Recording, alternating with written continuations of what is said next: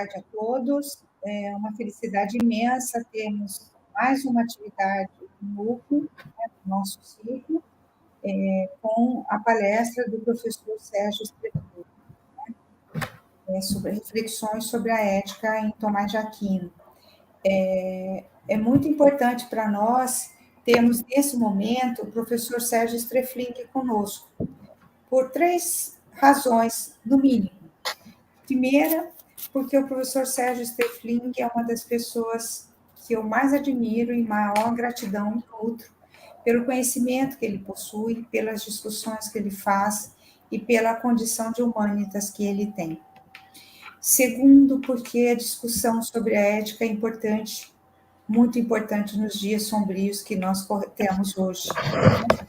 E terceiro, que discutir sobre a ética é, em última instância, tratar da formação humana, não é? Então, eu peço desculpas a todos por este pequeno atraso, houve aqui um probleminha técnico nosso, mas tudo transcorrerá da melhor forma possível. Farei uma breve apresentação do professor Sérgio, ainda que nada que se diga rapidamente numa apresentação seja suficiente para expor a grandeza deste pesquisador, não é? O professor Sérgio Ricardo Streflin, ele possui graduação em filosofia, graduação em teologia pela Pontifícia Católica do Rio Grande do Sul, mestrado em filosofia, mestrado e doutorado pela mesma universidade, realizou estágio pós-doutoral na Universidade do Porto, em Portugal, entre 2012 e 2013, tem especialização em comunicação social, realizou aperfeiçoamento e pesquisas com bolsa na Universidade de Padova, Itália, entre 2000 e 2003, é assessor científico do Fundo Mackenzie de Pesquisa, é membro da Sociedade Internacional para o Estudo de Filosofia Medieval, é membro da Sociedade Brasileira de Estudos Medievais e de uma série de outras associações. É líder do grupo de pesquisa Política Medieval, do qual, com muita felicidade, faço parte. É professor adjunto do Departamento de Filosofia e do Programa de Pós-Graduação em Filosofia da Universidade Federal de Pelotas. É professor no curso de licenciatura e Filosofia à Distância da Universidade Aberta, da UFPEL, desde 2014. É líder do grupo de pesquisa São Tomás de Aquino, cadastrado também no CNPq. Realiza pesquisas principalmente nos temas patrística, escolástica, argumento ontológico, metafísica, razão e fé, livre-arbítrio, virtudes, filosofia da religião, igreja e Estado, Papa, poder, política, soberania popular, totalitarismo, Estado laico, né?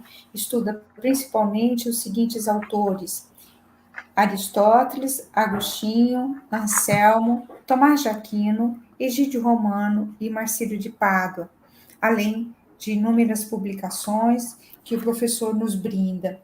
Seja muito bem-vindo, professor, mais uma vez à Universidade Estadual de Maringá, e a palavra é sua.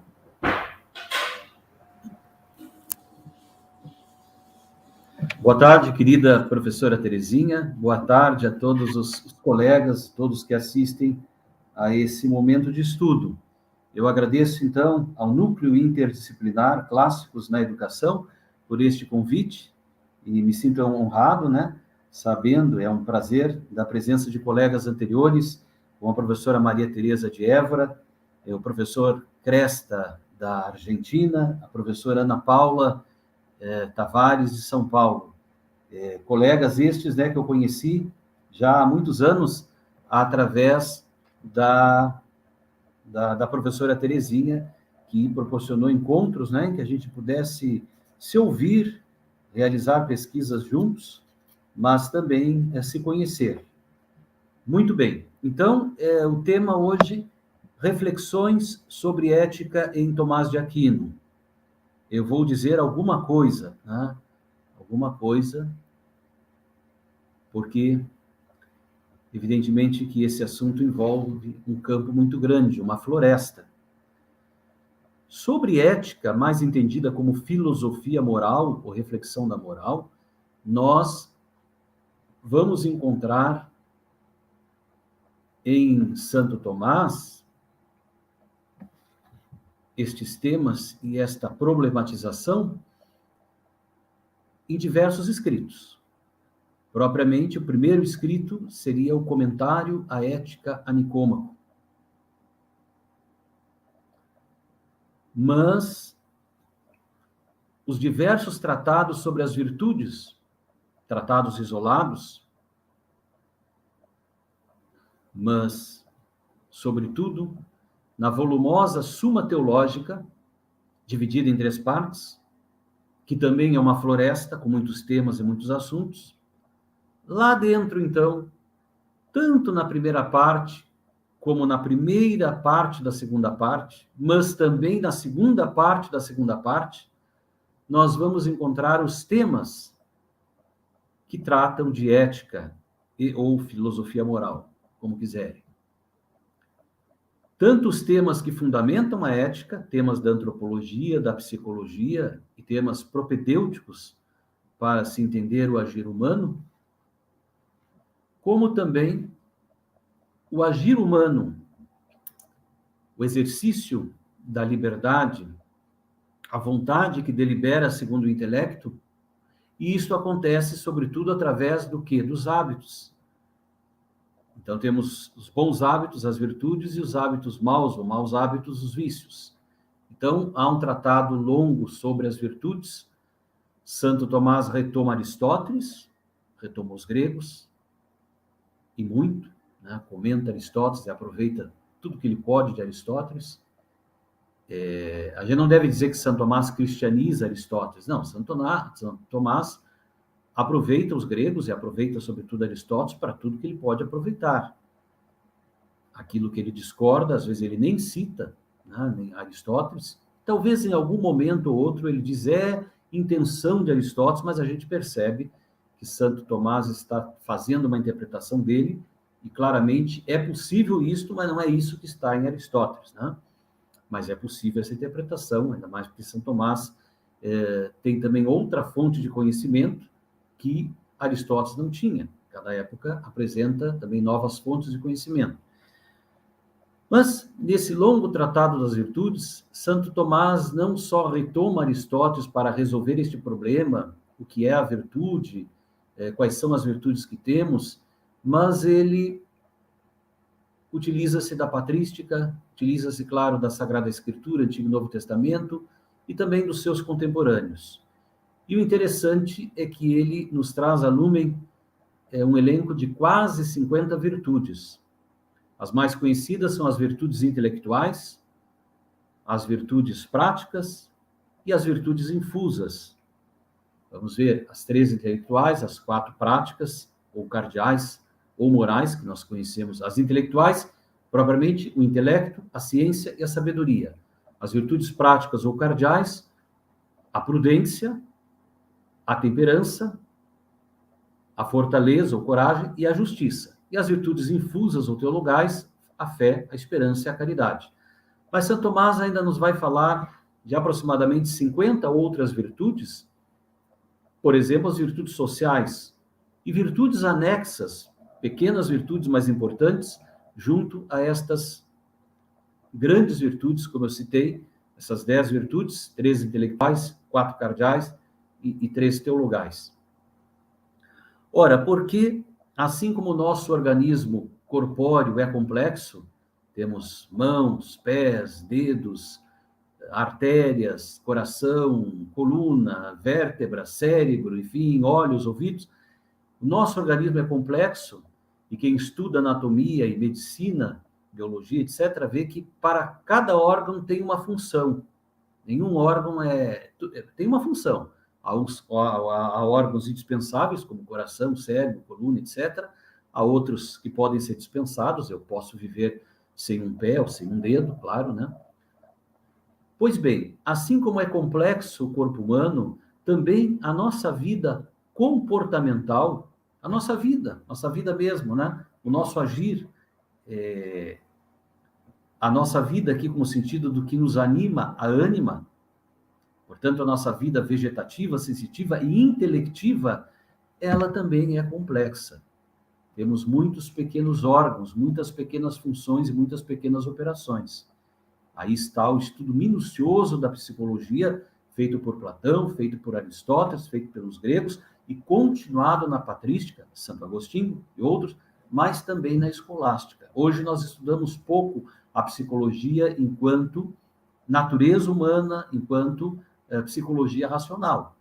Mas se quisermos nos entender, entender aquilo que mais nos caracteriza, que é a vida intelectiva, a nossa alma intelectiva, nós vamos entender essas funções, estas operações. O próprio ato voluntário, o ato pelo qual nós podemos e devemos ser responsabilizados, não é qualquer ato mecânico instintivo, é o ato voluntário, né? E este ato voluntário, ele, quando analisado, segue um processo, um mecanismo de diversos momentos, ou diversos mecanismos, né? Desde o momento da escolha do fim, o momento da deliberação, o momento da execução, o momento das consequências, intenção, enfim.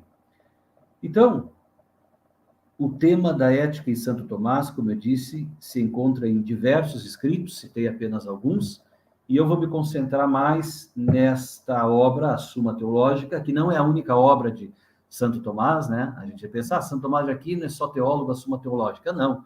Há mais de 140 títulos atribuídos a Santo Tomás, ele escreveu muito. Santo Tomás não teve uma vida muito fácil também, viu? Já na infância, sua escola é invadida, depois na juventude ele quer ser frade dominicano e a família não quer, a família queria outros negócios para ele, né, mais rendosos, e ele tem que fugir da família, etc. Então há coisas engraçadas, inclusive.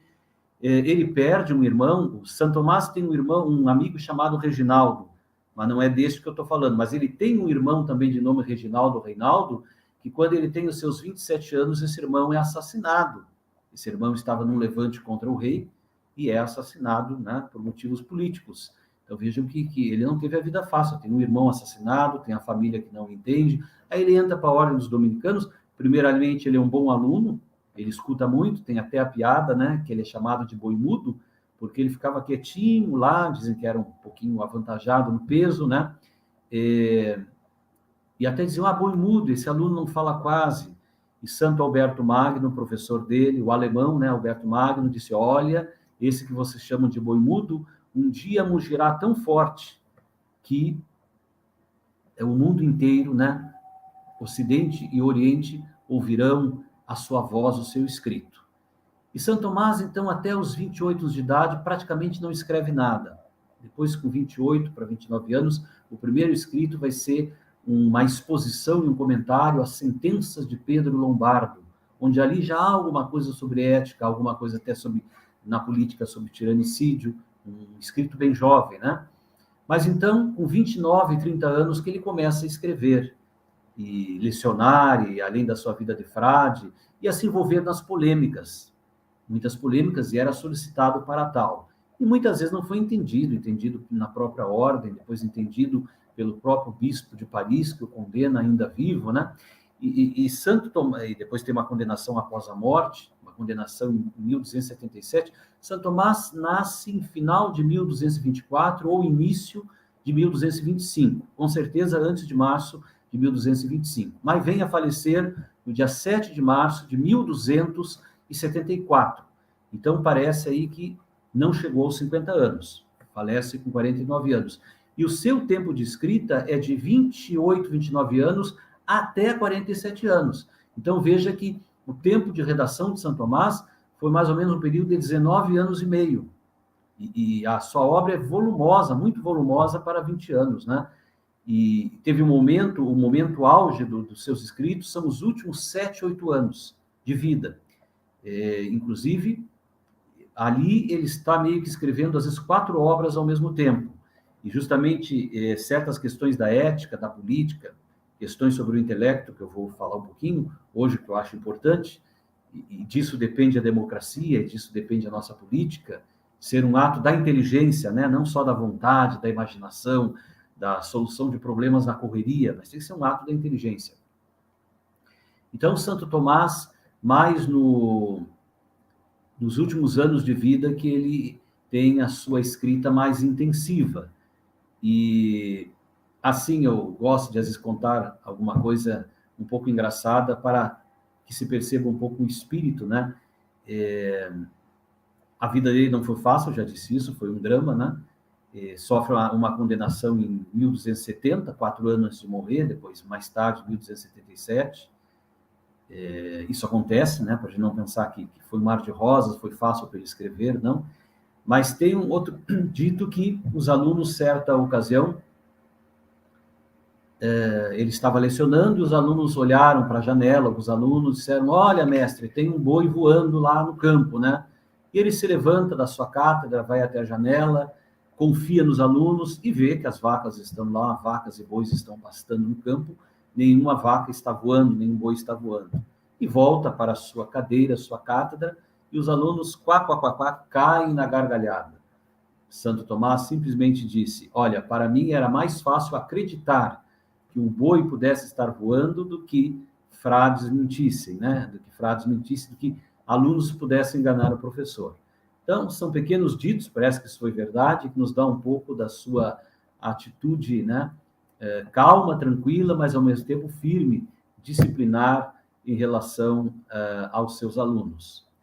Pois bem, Santo Tomás é chamado doutor angélico também, porque não só porque ele escreveu um belo tratado sobre os anjos, importante, né? Tratado sobre os anjos, mas também, e também pela sua pureza, foi um frade que viveu a castidade, levou a sério o seu estado de celibato, a sua consagração a Deus, o compromisso com os mandamentos, sabemos disso, né? Pela tradição, pela história, mas também porque se considerou assim que a sua mente, como a mente de tantos homens e mulheres, se assemelhava à dos anjos, né?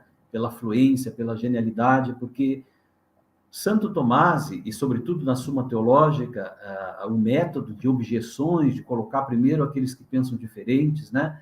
E elaborar essas objeções, quando a gente vai ler um artigo da Suma Teológica dentro de uma questão, a gente poderia ler só o respondeu, né? Poderia-se fazer isto, mas é conveniente que se leia as objeções, o respondeu e depois as respostas às objeções. Porque se Santo Tomás se deu o trabalho de criar as objeções, é porque isto é importante. E ele nos ensina, então, esse método do diálogo. Claro, um diálogo não simplesmente para arrolar opiniões, mas um diálogo para, na medida que é possível, refutar o erro, né? E aquilo que ele entendia, com a luz do conhecimento que ele tinha, buscar a verdade. Então, é interessante esse trabalho de dialética e de análise, né? As objeções e depois as respostas. Então, aqui nós temos que ver que Santo Tomás tem a genialidade de recolher uma tradição que veio antes dele há mais de 1000 anos, quer dizer, ele pega todos os gregos, pega a patrística, né? Pega até Santo Anselmo, Pedro Abelardo, os seus contemporâneos ali, pega tudo isso para dialogar, para responder às objeções, os árabes, os judeus, e depois também, de certa forma, ele elabora objeções que vão ser as objeções da modernidade. Então, coisas que os modernos vão objetar, Santo Tomás parece que já capta e põe ali nas objeções e responde. E quem não acredita no que eu estou dizendo, por favor, leia Santo Tomás, né? Tem que ler para tirar esse preconceito, pode até discordar, mas ver que realmente ele tem, tantos outros, essa genialidade de recolher as objeções antes dele, da época dele, e as objeções que viriam depois. Veja a questão sobre os futuros contingentes, Deus, os futuros contingentes, por exemplo, as questões sobre a justiça, né? Hoje nós temos aí uma lava-jato, um mensalão, tudo isso, a genialidade de Santo Tomás de trabalhar as questões sobre a justiça, sobre o direito, a testemunha, o juiz, a acusação, as provas. Nós vamos dizer, a prova é prova. Não, um testemunho é um elemento de prova. Calma lá, né? A prova é uma coisa muito mais difícil. Então, gente, nesse sentido, ele merece o título de doutor angélico pela sua genialidade e sua memória de reunir todos esses escritos, de não se enganar. Então, a gente percebe essa logicidade maravilhosa, né, em Santo Tomás. Pois bem, então eu vou agora falar um pouquinho em 3 pontos rápidos, né? Vou falar sobre a natureza humana, e falando da natureza humana, falo da pessoa humana como fundamento da ética. O agir é o agir do homem, o agir humano. E aí eu vou destacar um pouquinho o ato de conhecer o nosso intelecto como aquilo que caracteriza propriamente o que é humano. Rapidamente sobre a liberdade, eu tenho até um artigo recentemente publicado sobre pessoa humana enquanto consciência e liberdade em Tomás de Aquino. Então, rapidamente sobre liberdade, portanto, o primeiro ponto aqui quero tratar da natureza humana, a pessoa humana, destacando o intelecto e a liberdade como fundamento da ética. E aí passamos já para, propriamente, o tema da ética, ethos, costume, e falar de ética em Santo Tomás é falar de ato humano, agir humano. E vamos fazer rapidamente a diferença entre atos do homem e atos humanos. E aí já caímos nos hábitos, e de hábitos virtudes. E apresento rapidamente a definição e o panorama das virtudes. E aí, terceiro ponto, encerramento, vamos relacionar rapidamente isto, né, com o tema propriamente desse seminário, no núcleo, que, entre outros, é o tema tão importante da democracia. Então, rapidamente, vamos ver o que Santo Tomás diz aí sobre a democracia e encerramos. Bem, inicialmente, então, vamos à primeira parte, a natureza humana. Permitam-me que faça uma breve exposição sobre isto. Nós encontramos sobre a natureza humana em Santo Tomás um tratado, e isto começa na primeira parte da Suma Teológica, das questões ali, propriamente, a questão 75 da primeira parte, até a questão 83, o livre-arbítrio. Não, mas depois continua, mais ou menos até, vamos ver aqui, até a questão 102. Então, vejam, da questão 75 à questão 102. E cada uma dessas questões tem 5, 6, 7, 8, até 13 artigos. 13 artigos, né? Propriamente aqui eu vou dizer alguma coisa da questão 76, 77, e 78 e 79. Talvez até acho que vou só dizer alguma coisa da questão 78 e 79. O homem está como que no centro da criação. Não é o centro de tudo que existe, porque isso seria divinizar o homem, mas está no centro. Pode-se dizer que o homem é como uma síntese de tudo que é criado. Por seu corpo, ele assemelha-se ao mineral. Por sua vida vegetativa de nutrição e suas funções de reprodução, ele se assemelha ao vegetal. Por seus sentidos externos, ele se assemelha aos animais. Mas por sua vontade e inteligência, ele se assemelha a outra coisa. Por sua vontade e sua inteligência. Aos anjos e a Deus. O homem foi criado à imagem de Deus, não igual, mas à imagem. É nesse sentido que se pode dizer que o homem é como que a síntese ou a condensação de tudo que existe. Então, nós somos iguais aos animais brutos e racionais. Hoje eu tenho um gato aqui em casa e vejo a minha semelhança com o gato em muitas coisas. Isso é verdade. Somos semelhantes ao macaco, semelhante a... Não. Agora, nós somos semelhante a outra coisa que nós não encontramos nos animais. O que é essa outra coisa? Não existe? Alguém vai dizer, não existe. Mas por que não pode existir? Se nós somos semelhantes a alguma coisa visível e temos um elemento invisível, que é a operação do intelecto, vamos ver, isto, por que não pode ser semelhante a outra coisa? Ter sua origem em outra coisa? Esta é a pergunta de Aristóteles, de Platão, e esta é também a pergunta e a resposta de Santo Tomás. Definimos o homem na filosofia como animal racional. Quer dizer, uma definição clássica de Aristóteles a Hegel. Né? Animal para dizer que ele tem tudo o que tem uma criatura corporal, mas racional para dizer que ele tem o que convém às criaturas puramente espirituais. O homem é como o cardo, que é o cardo, sustentáculo de uma porta, né? Em latim cardo. O homem é como o cardo, ou seja, o eixo da porta da criação. Animal racional. O que quer dizer isso? Isso quer dizer que o homem é composto de um corpo e de uma alma. Ele não é simplesmente composto por um corpo, senão ele se pareceria com um cadáver. E bem vemos que, após a morte, o que resta é um corpo, mas justamente um corpo inanimado. Quando se diz inanimado, A própria palavra já o diz, inânima, que não tem mais alma, que não tem mais vida. O homem, portanto, é composto de um corpo e de uma vida que anima esse corpo e que nós chamamos alma. Portanto, podemos dizer que o homem, com Santo Tomás, podemos dizer que o homem é uma alma corpórea, uma vida que tem corpo, e um corpo animado, um corpo que tem vida. Alma que está nele como o sopro que lhe faz viver, o princípio vital.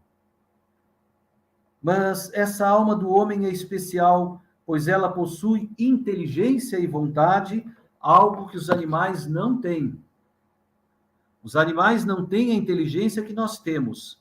Os animais não têm a razão que nos permite, por exemplo, conhecer as coisas e deduzir outras coisas por meio de raciocínios criteriosos. E os animais não possuem, como nós, essa vontade e essa liberdade que nos é própria. Então, somos compostos de alma e de corpo, mas somos também uma só pessoa. Certamente, essa alma e esse corpo compõem o homem, mas compõem-no em uma certa unidade. Certamente se diz eu quando se fala de si, ou nós, mas num plural majestático, e não num plural de composição, a menos que talvez se seja um esquizofrênico. Mas nós dizemos eu, porque temos consciência que nosso corpo e nossa alma são um só. Quando eu ajo com meu corpo, eu certamente digo que foi eu quem agiu. E quando eu ajo com minha alma, eu o faço com todo o meu ser. A prova disso é que, inclusive, um trabalho intelectual extenso torna-se cansativo para o corpo. O trabalho intelectual, mas é o corpo que sente, né? Os olhos, a coluna que está cansado de ficar sentado, trabalhando ali no computador, etc. Isso manifesta-se com clareza, essa interação, essa unidade que existe entre o corpo e a alma. Nós somos, portanto, compostos de um corpo e de uma alma que formam um todo. O homem é um animal racional e nossa alma é o que nos define e nos distingue em relação aos outros animais, pois o que faz com que não sejamos semelhantes a todos os animais da criação é que nossa alma não é a mesma que a deles, também semelhante, mas diferente. Nossa alma é composta, por assim dizer, de uma parte sensível e de uma parte racional, ou, se quiserem, inteligível, intelectível. Em outras palavras, nossa alma exerce atividades sensíveis que são comuns aos animais e atividades racionais que nos distinguem deles. Na medida em que o homem age de maneira sensível, ele não difere dos outros animais, mas a partir do momento em que, ao se servir dessa sensibilidade, o homem age com inteligência e vontade, não somente ele se distingue dos animais, mas ele torna-se superior, visto que o que define nossa superioridade é a nossa inteligência e a nossa vontade. O homem tem, portanto, uma sensibilidade comum aos animais, sensibilidade pela qual ele pode conhecer. Então, claro, é superior, né? Mas é também semelhante. É o que está se dizendo aqui, que é semelhante, que somos semelhantes aos animais, é indiscutível isso, mas também é indiscutível que temos algo de diferente e de superior.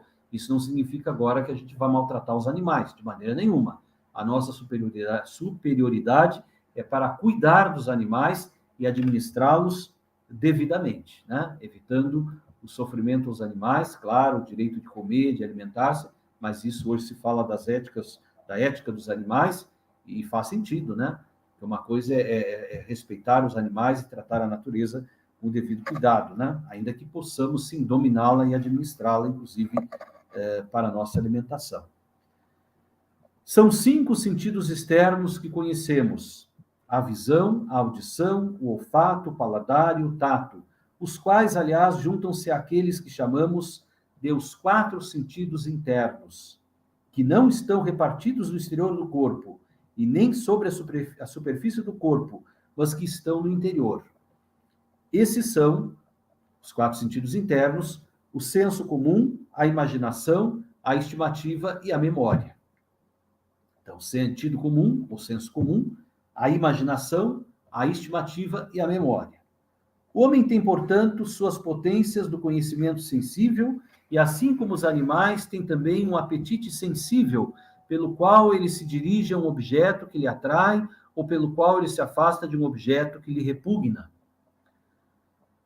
Então vejam que nós temos esses 5 sentidos externos e também esses 5 sentidos internos da alma, e os animais também os têm, de um modo diferente, mas os têm. É esse apetite sensível que gera no homem 11 paixões, ou seja, 11 impulsos ou reações da nossa alma diante de um objeto bom ou mau. Quais são as 11 paixões?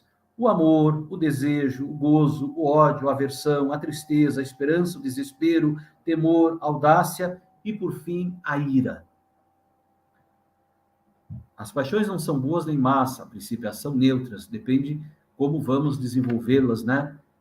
A ira em si, só um idiota não fica irado, dizia São Tomás, né? Há motivos que nos deixam com ira, com raiva, então a gente tem mais é que ter ira e raiva.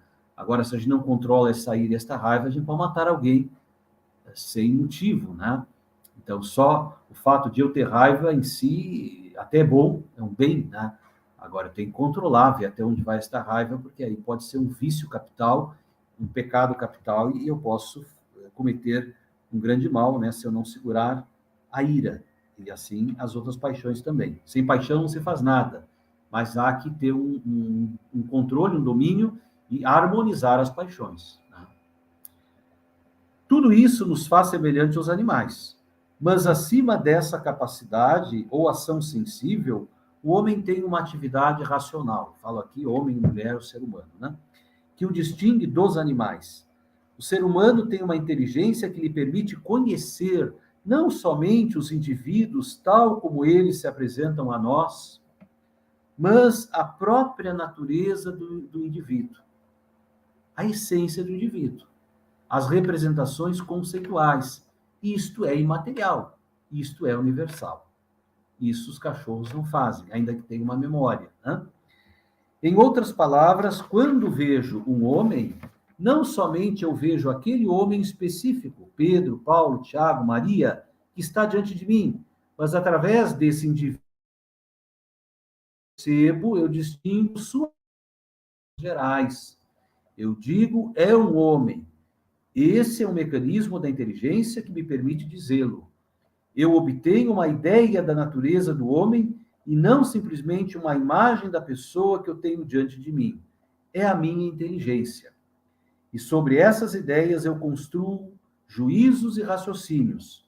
E assim eu posso estabelecer verdades e chegar de verdade em verdade por meio de raciocínios a conclusões. Junto dessa inteligência, o homem possui uma vontade pela qual ele não somente quer um bem particular, ou seja, tal ou qual coisa, que é o que também se chama apetite, né? Não só ele quer uma coisa concreta, mas sim pela qual ele quer também um bem universal, ou seja, algo fora das particularidades. Por exemplo, o homem quer a justiça, o homem quer a paz. O homem pode querer de maneira geral, portanto, a justiça ou a paz, e é precisamente isso que nos distingue dos animais. Os animais não vão estar preocupados com a justiça,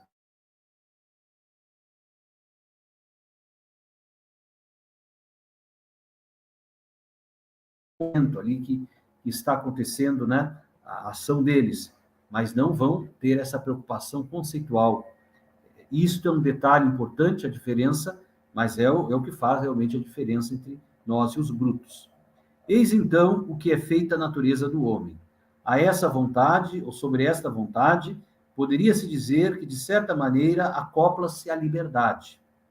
Ou seja, a liberdade é essa mesma vontade que quer um bem, mas não é um bem que é um fim último. É um bem que é como um meio, e isso é que é a liberdade. A liberdade é ainda a mesma potência que a vontade de desejar algo, mas de desejá-lo como o bom meio que vai me permitir obter um fim. Então, a nossa vontade ela vai escolher os meios para realizar os fins que a natureza já nos propõe. Por exemplo, eu não sou livre para dizer que eu preciso comer. Eu nem sou livre para dizer que a felicidade existe, eu quero ser feliz. Isso já está posto. O ser humano existe para ser feliz. Até um desgraçado, ele quer ser feliz. Até o que vai suicidar-se, ele busca o suicídio porque ele não aguenta mais a angústia em que está vivendo, a opressão. Ele busca o quê? Ele busca a felicidade, ele busca a paz. Então, alimentar-se, saciar a fome, a sede, buscar a felicidade, são fins naturais que já estão postos aí. Agora, como eu posso fazer isto? Posso fazer uma greve de fome, um jejum, porque quem quer me oferecer a comida é o inimigo? Eu posso comer agora um pedaço de melancia, um pedaço de salame? Bom, aí a deliberação, escolher os meios para realizar os fins, aí está o exercício da minha liberdade. Claro que alguns fins nós escolhemos, mas normalmente são fins intermediários, né? Não os fins últimos. Então, a liberdade está em nós escolhermos os meios para realizar isto ou aquilo, para evitar isto ou aquilo. O homem tem, portanto, uma liberdade.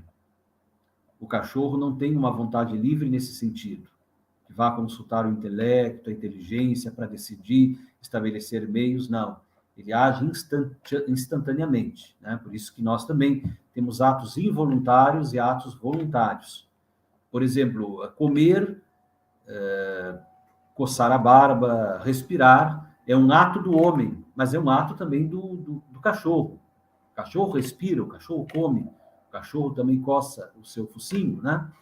Agora, o ato humano, vai dizer Santo Tomás, são aqueles atos oriundos da inteligência e da vontade. Aqueles atos produzidos pela faculdade da inteligência e da vontade. Olha, eu tenho que estudar, eu quero viajar, como eu vou fazer esta viagem? Eu tenho que tomar uma decisão, eu tenho que dizer algo para aquela pessoa, interferir naquela ação ali. Como eu vou fazer isto? Né? Então, a minha vontade consulta a minha inteligência. Devo, não devo? Qual é a melhor solução para isto ou não? E quando a gente não consulta a inteligência, normalmente fazemos coisas erradas, né? Como, às vezes, o instinto, mecanicamente, depois até nos arrependemos. Então, é o que estamos aqui a dizer, algo próprio da vontade, vontade livre própria do ser humano. Eis o que caracteriza o homem, o que o define. Essa inteligência, o exercício do intelecto, que uma coisa é perceber os seres materiais, tem muitos cavalos na minha frente, muitas pessoas na minha frente, outra coisa é perceber isso intelectualmente, chegar ao conceito universal, que é a essência, a ideia que define o que é o cavalo, o que é o ser humano. E aí isto me permite distinguir os diversos cavalos, distinguir os diversos seres humanos e identificar. Posso identificar que um cavalo é diferente de uma galinha, que o ser humano é diferente de um macaco. Por quê? Porque há características comuns à essência de ser humano que deve estar presente em todo e qualquer ser humano, ainda que cada indivíduo que existe é de uma maneira diferente.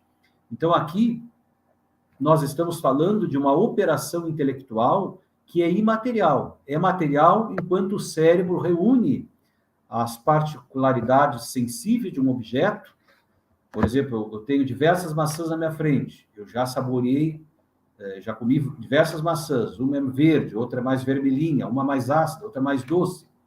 Mas o que é a maçã? Quando eu penso e fecho os olhos, o que é a maçã?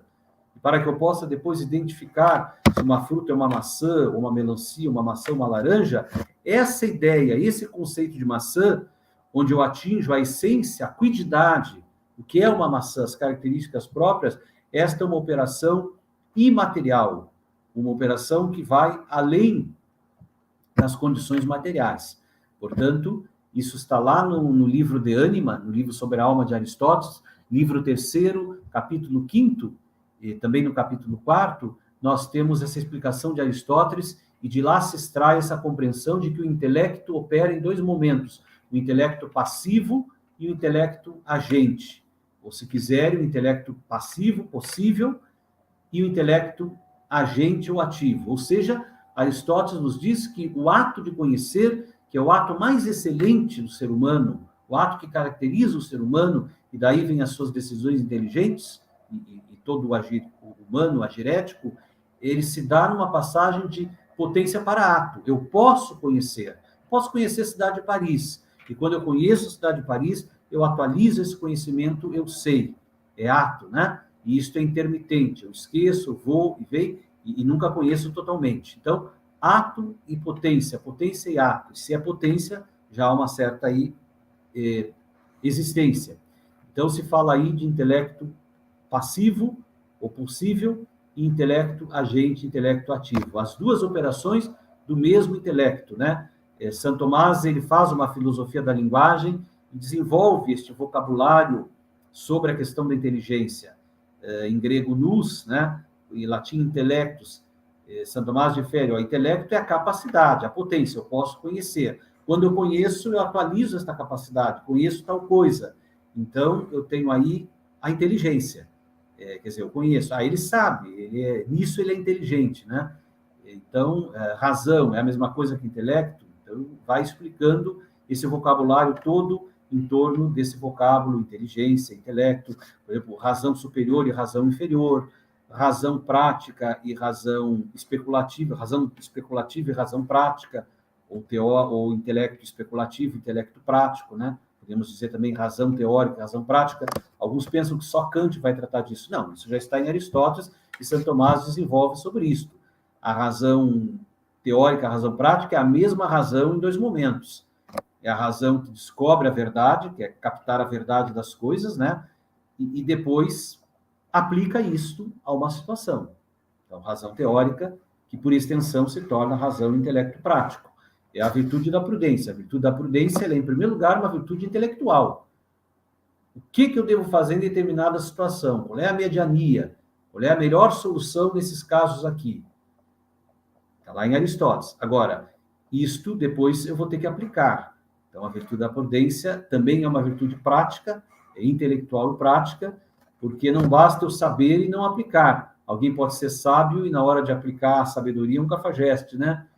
Mas também, se a pessoa não sabe o que fazer, na hora H de ter que tomar decisões, pode agir errado.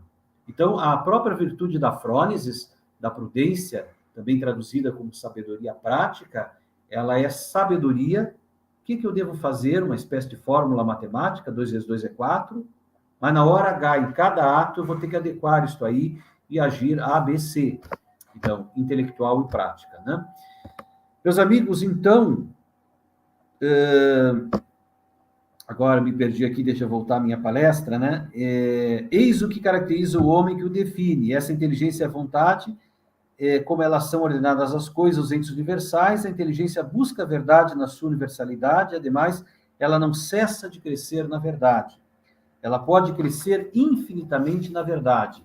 Da mesma maneira, a vontade quer um bem de maneira universal, e essa capacidade que tem a inteligência de dirigir-se ao universal faz com que a inteligência seja imortal. Ou seja, ela pode subsistir fora das circunstâncias temporais e espaciais. A alma do homem é imortal em razão da sua própria inteligência e da sua vontade. Por natureza, a alma do homem é imortal. Eis, então, a natureza do homem, criatura absolutamente maravilhosa, síntese da criação. Então, nós estamos aí à véspera de finados, né? Temos que agora lidar com a morte, então choramos e, através de um símbolo ou outro, manifestamos nosso carinho aos falecidos, né? Sentimos tanta falta, mas a morte é algo tão natural, sobrenatural, mas nos apavora. Nos apavora, a morte nos dá medo, a morte nos enoja. Por quê? Porque nós não queremos morrer. Nós temos medo de morrer. E por isso cuidamos da nossa vida e devemos cuidar, nos proteger, vírus, etc. Né? Então, esse desejo de não morrer, esse desejo de continuar, Aristóteles já nos pergunta, será que isto é apenas um desejo vão? E Aristóteles diz, a natureza não faz nada em vão. E Santo Tomás complementa, se nós desejamos ser imortais, se nós desejamos não morrer, é sinal que há algo em nós, há uma dimensão que é imortal. Então, a nossa alma que deseja não morrer, que deseja viver sempre, somos apegados à vida, né? É imortal. porque imortal é esta sua operação, a parte sensitiva da alma, a parte vegetativa da alma, ou operações sensitiva e vegetativa, melhor dizendo, depende do corpo, mas a parte intelectiva é esta operação que é imaterial. Claro que o Aristóteles não tem a noção de ressurreição do corpo, né? Santo Tomás tem essa ressurreição da morte como uma separação acidental entre corpo e alma, e depois a ressurreição do corpo, onde haverá uma reintegração das funções intelectivas, justamente com a sensitiva e vegetativa. Isso é muito bonito, né? E Santo Tomás tem essa ideia de que o homem é uma unidade de alma e corpo, retomando Aristóteles, né? E a sua alma é importantíssima, claro, a função superior da alma, mas o corpo também, porque na medida em que o homem realiza a sua perfeição, e o homem é alma e corpo, ele também mais se assemelha a Deus. Então, isso está lá em Santo Tomás. A definição de pessoa em Santo Tomás é muito importante, né? Eu também tenho isso no artigo. A pessoa é uma substância individual de natureza racional. A pessoa é a substância mais importante que existe, né? Então, entender este valor da pessoa. Bem, então, entender bem o que é a pessoa humana, a sua natureza, a partir da própria natureza. E aqui tem que entender, por exemplo, que Santo Tomás faz a pergunta: será que o homem é dotado de livre-arbítrio? Olha, muitos dizem que não. Até hoje nós diríamos, né? Parece que somos condicionados pelo sistema social, político, ou pelos traumas da infância. Então, a psicologia, a psicanálise vai dizer: olha, nós não somos livres. Mas Santo Tomás faz a pergunta e diz: não, o homem é livre, sim, o homem é dotado de livre-arbítrio. Apesar de tudo que fizeram com a gente consegue fazer alguma coisa, né? E a liberdade não é tudo. Até o Sartre diz: olha, a liberdade me angustia, porque quando eu não decido, os outros escolhem por mim. Se depois der errado, eu ponho a culpa nos outros. Agora, quando eu decido, quando eu tenho que decidir, a única pessoa que tem que decidir isso aqui sou eu mesmo, e dá errado, a gente não tem como culpar a outrem, mas a gente tem que assumir a frustração da nossa escolha errada. Então, temos sim alguma liberdade, temos uma capacidade de escolher as coisas, mas essa capacidade é relativa. Quem não entende isso está falando de uma coisa absurda, né? O ser humano tem uma liberdade condicionada, limitada à sua natureza. E às vezes as pessoas pensam em liberdade absoluta, isso não existe. Porque a nossa própria natureza, não é nem preciso botar a culpa em Deus. Ah, eu não sou livre totalmente porque Deus existe, porque existe a religião. Não, meu próprio corpo me limita. Eu queria ser um ator de cinema, de Hollywood, eu queria ser um jogador de basquete, e as minhas condições não permitem. Eu queria agora, talvez, ir ao banheiro, e o meu corpo está aqui, dando uma palestra, né? Então, a nossa própria natureza humana nos limita. A ideia de uma liberdade absoluta nos leva à tirania. Uma criança, um jovem, um adulto que quer defender a liberdade absoluta, ele quer se tornar um Deus para si, um Deus para os outros, né? Se alguém tem liberdade absoluta, só pode ser Deus mesmo, que criou o universo, que criou a nós, que tudo pode. Também há uma ideia de que a liberdade é eu poder escolher ou defender tudo como um direito moral. Eu posso fazer tudo. Posso matar uma pessoa. Nós temos poder físico para fazer o que quisermos, mas isso não significa que nós tenhamos poder moral. Eu não tenho o direito de fazer o crime. Eu não tenho o poder moral de fazer o crime. Quando eu cometo um crime, quando eu cometo um pecado grave, eu estou faltando com um dever. Eu posso fazer isso sim, mas não é um direito moral eu cometer um crime. E a gente diz: mas é direito meu direito de liberdade. Não, não é assim. Então, São Tomás nos faz uma reflexão interessante sobre a liberdade. O segundo ponto, então, é sobre as virtudes. Então, do ato humano, que é diferente simplesmente de um ato do homem, como eu já disse. Por exemplo, respirar é um ato do homem, mas também um ato do cachorro. Agora, da ideia de agir humano, de ação humana, como um ato que é oriundo das faculdades, das nossas capacidades, inteligência e vontade, disso, então, nós vamos poder falar de um agir humano responsável, de um ethos, de um mores, de um costume. Aí chegamos à ética e à filosofia moral. E claro que falar de ética em Santo Tomás é falar de virtudes, e virtudes são hábitos bons. Uma definição de virtude em Santo Tomás é: a virtude é um hábito operativo do bem.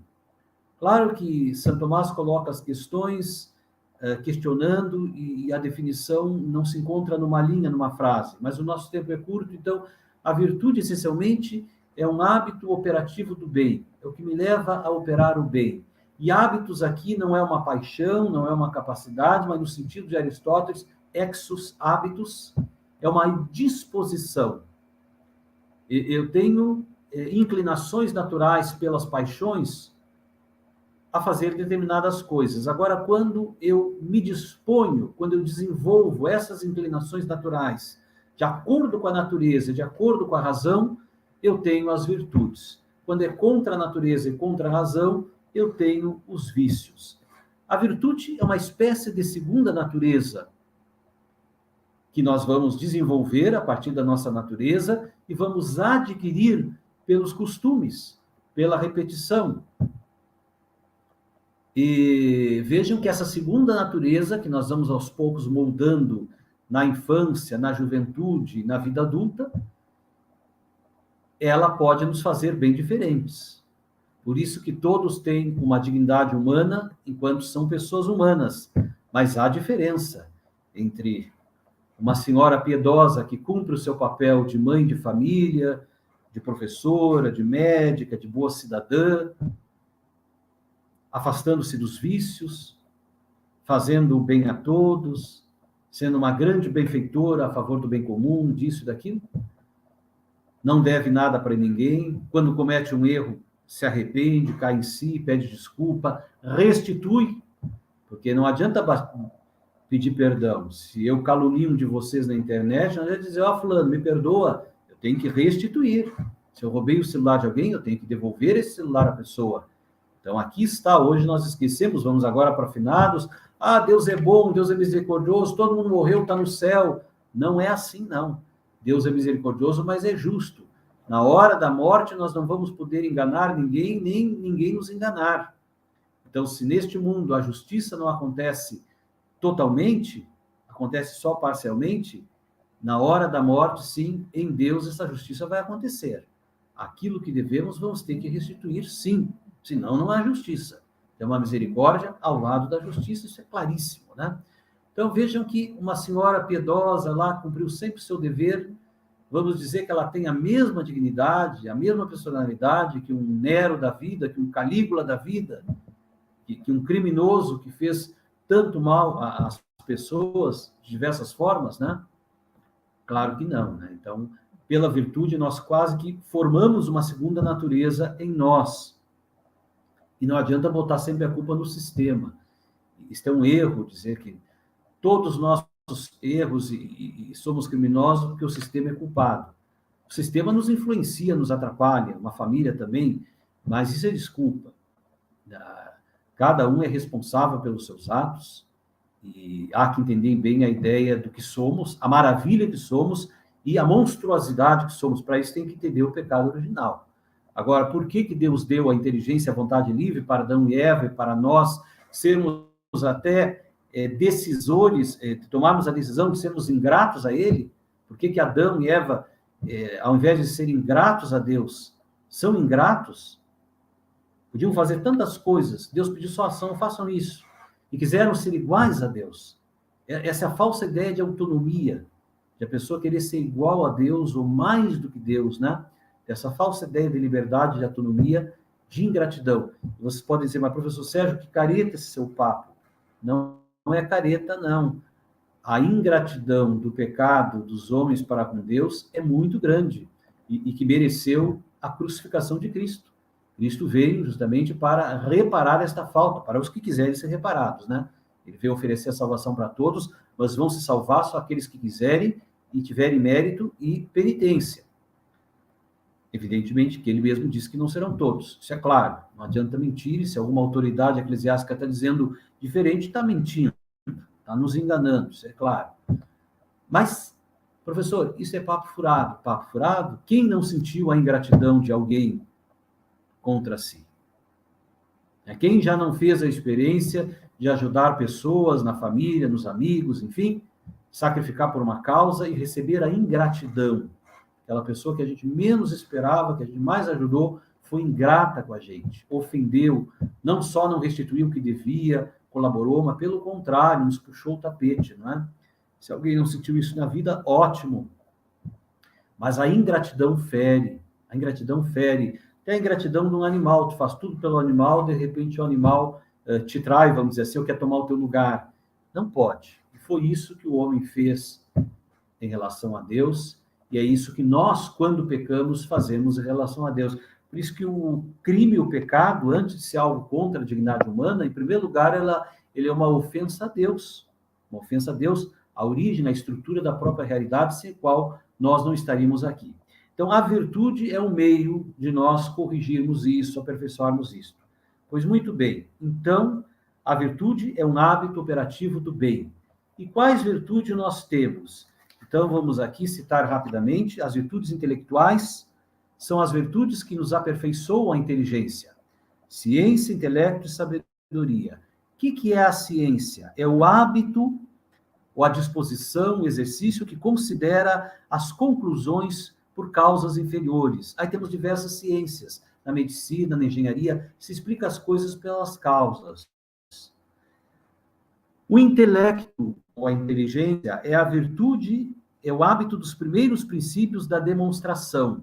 Uma criança, quando percebe que o todo é maior que a parte, que o triângulo tem 3 lados, com isso ela resolve muita coisa. Isso é meio que instantâneo. Mas é necessário não esquecer isso. Nós estamos numa época, às vezes, em que as pessoas querem negar que a grama é verde.